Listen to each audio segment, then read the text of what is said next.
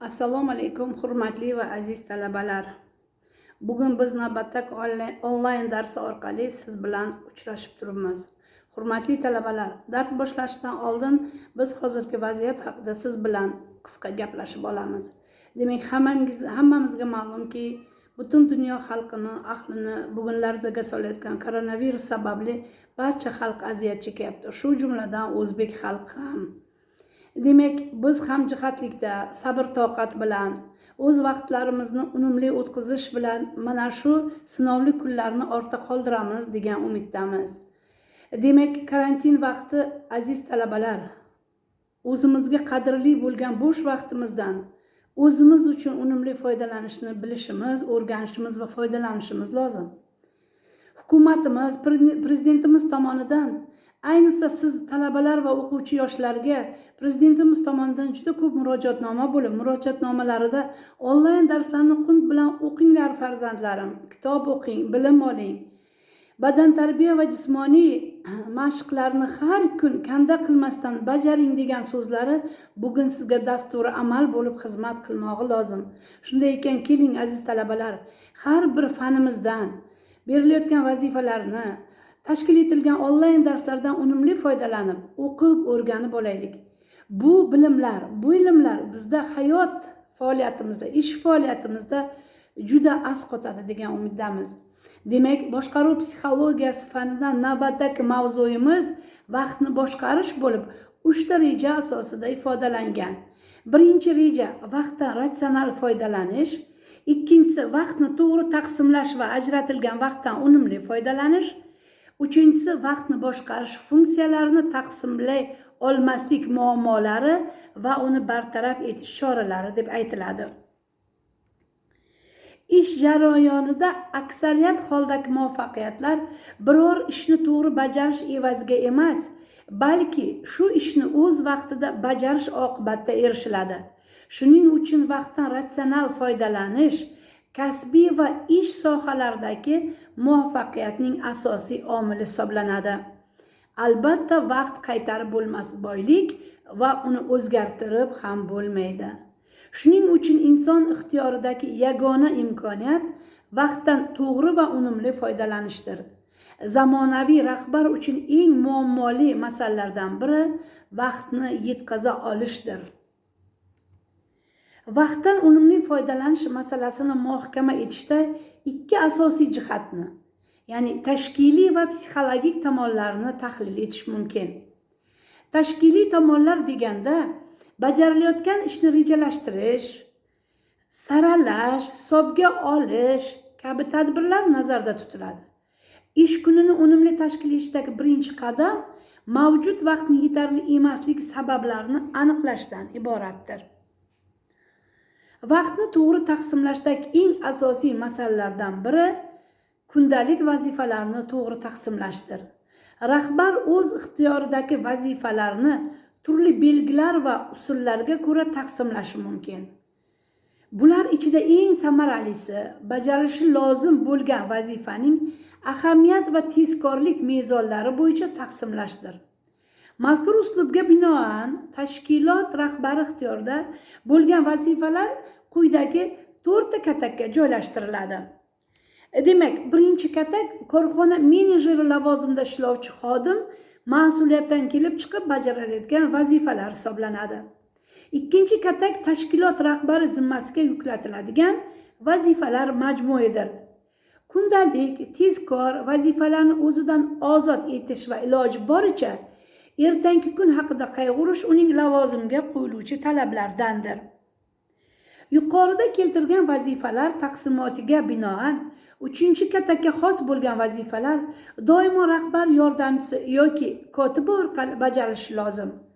Rahbar bu kabi ishlarga vaqt sarflashi o'rinsiz va nihoyat 4-katak nafaqat rahbar, balki tashkilot xodimlarining qanchalik ish bilan bandligi, vaqtni behuda sarflayotgani ko'rsatkichi bo'lishi mumkin. Demak, har bir rahbar o'z vaqtidan unumli foydalanishi uchun o'z vakolati va zimmasidagi mas'uliyatdan kelib chiqqan holda vazifalarni saralab olishi, o'z mavqei uchun ahamiyatli va ahamiyatsiz ishlarni bir-biridan ajratib olishi lozim. Keyingi tashkiliy imkoniyatlardan yana biri bajarishi lozim bo'lgan vazifani iloji boricha yordamchilar zimmasiga o'tkazishdir. Rahbar bajarayotgan ishning doimo shunday qismi mavjudki, uni bevosita rahbarning o'zi bajarishi shart emas. Mavjud ishni tarkibiy qismlarga bo'lish va ularni bajarish vakolatini xodimlarga o'tkazish rahbar vaqtini tejashdagi eng asosiy usullardan biri hisoblanadi. Boshqaruv funksiyalarini taqsimlay olmaslik, rahbarning o'z vakolatlarini ma'lum qismini qo'l ostidagilarga topshira olmaslik, xodimlarga ishonmaslik belgisidir va bunday holat jamoada salbiy muhitni shakllantirishga olib keladi. Sotsiologik tadqiqotlar natijalariga ko'ra, menejerning ish vaqti taqsimoti quyidagi tartibga to'g'ri kelar ekan. Ishdagi oddiy va kunda qaytarilib turadigan muammolarni yechishga 80% vaqt ketadi va bu sarflangan vaqt 20% muvaffaqiyatni olib kelar ekan. Muhim va strategik muammolarni hal etish uchun 20% vaqt ketadi, lekin bu mehnat evaziga korxonani 80% demak muvaffaqiyatga erishar ekan.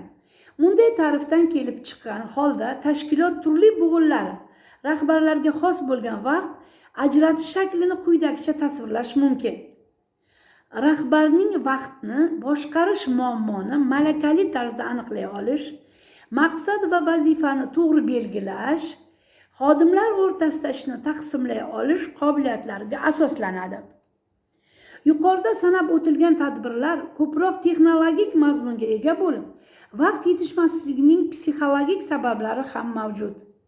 Quyida sanab o'tiladigan shaxs psixologik muammolarini malakali hal etish orqali rahbar o'z vaqtidan yanada unumli foydalanishida qo'shimcha imkoniyatlarga ega bo'lishi mumkin. Birinchisi, doimiy shoshilish. Shoshilinch holatda kimsa biror masala ustida to'xtab, batafsil mulohaza yurita olmaydi.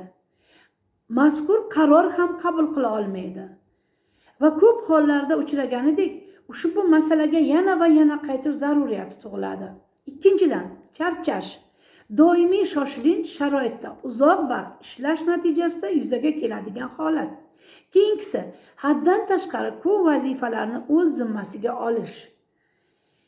Palapartishlik, ishni yomon tashkil etish, rejalashtirmaslik natijasidir. Ba'zi hollarda inson o'z hissiyotini boshqara olmaslik oqibatida ham namoyon bo'ladi. Doimo uyga ish olish, jismoniy va ruhiy charchoq paydo bo'lishi va natijada ish vaqtida mehnat qilish qobiliyatining susayishdagi namoyon bo'ladi. Keyingisi, ishni rejalashtirmaslik. Ko'p hollarda bu xislat alohida shaxs emas, balki u ishlaydigan tashkilot muammosi hamdir. Keyingisi, mehnat qilishga bo'lgan motivatsiyaning sustligi. Bu omil ish unumdorligining pastligiga va natijada me'yordagi vazifalarni vaqtida bajara olmaslikka sabab bo'ladi. Keyingisi, iroda sustligi, diqqatni jamlay olmaslikda, beqarorlikda namoyon bo'ladi. Qarorlarni qabul qilishning qiyinligi uning ijrosini ham orqaga cho'zishi mumkin. Ishni bajarishda kasbiy mohirlik, professionalizmning yetishmasligi, vaqtdan unumli foydalanishga salbiy ta'sir etuvchi shunday omillar ham borki, ular ko'proq ijtimoiy psixologik mazmun kasb etadi. Jamoada ijobiy o'zaro munosabatlarni saqlash va rivojlantirishga vazifadan ko'ra ko'proq e'tibor beriladi. Hamkorlikka ko'ra musobaqa, qarama-qarshi turish siyosati ustun turadi. Vazifani muvaffaqiyatli hal etishga ishonchning yo'qligi yoki kamligi. Vaziyatni qanday hal etish haqida birovning ko'rsatmasini ta'ziq ostida qabul qilish. Vazifani qanday hal etish bo'yicha rahbarlikning yo'riqnomani shakllanmaganligi. Demak, vaqtni to'g'ri taqsimlash va ajratilgan vaqtdan unumli foydalanish insondan ma'lum psixologik bilimlarni bilishni talab qilish bilan birga, ushbu muammolar bo'yicha shaxsning o'z ustida muntazam ish olib borish orqali hal etish imkoniyatini beradi. Vaqtni samarali boshqarish bo'yicha har bir rahbar va xodim yodda tutishi lozim bo'lgan qoidalarni eslatib o'tamiz. Vaqtingizni haqiqatdan ham juda muhim vazifalarni hal etishga sarflang. Kuningizni rejalar bilan to'ldirib yubormang. Belgilangan ishlaringiz orasida tasodifiy va tez ishlar uchun oraliqlar qoldiring. Muhim 3 tagacha va ikkinchi darajali 5 tagacha ishlarni rejalashtiring. Kuningizni qiyin, muhim va yoqimsizroq ishlardan boshlang va yakunlashda oddiyroq, yoqimliroq ishlar bilan tugating. Vaqtni shoshiltirmang. Ish vaqtidan keragidan ortig'ini siqib chiqarishga harakat qilmang. Agar vaqtingiz bo'lsa, vazifani hal etishga bugunoq kirisha qoling. Muammoni tezroq va batafsilroq hal etishga kirishing. Qolgan vaqtni dam olish yoki boshqa ishlarni hal etishga sarflaysiz. Vazifani yoki uning bir qismini xodimlarga bo'lib berish imkoniyatini izlang. Eski ishni tugallab, keyin yangisini kirishing. Yangi ishni boshlar ekansiz, har qanday sharoitda uni tugatishga ishonchingiz komil bo'lsin. Vaqtingizni oladigan yoki o'z vaqtini sizning hisobingizga tejaydigan kimsalardan uzoqroq turing. Vaqtni boshqarishga oid qobiliyatlaringizni tahlil qilishga urining. Vaqtni hatto eng kichik bo'laklarini ham tejang. O'zingizni harakatsizlikda ayblayvermang. Rahbar faoliyatda ijodiy tanaffuslar ham bo'lib turishi kerak. Aziz talabalar, demak biz bugun bu mavzuni uyda yana mustaqil o'qib, mazmun mohiyatiga chuqurroq tushunamiz. Men o'ylaymanki, keyingi onlayn darslar orqali siz bilan uchrashguncha bu mavzuyimizni mustaqil o'rganib olasiz degan umiddaman. Keyingi darslarimizni ko'rishguncha siz bilan xayrlashib omon bo'ling deb qolaman.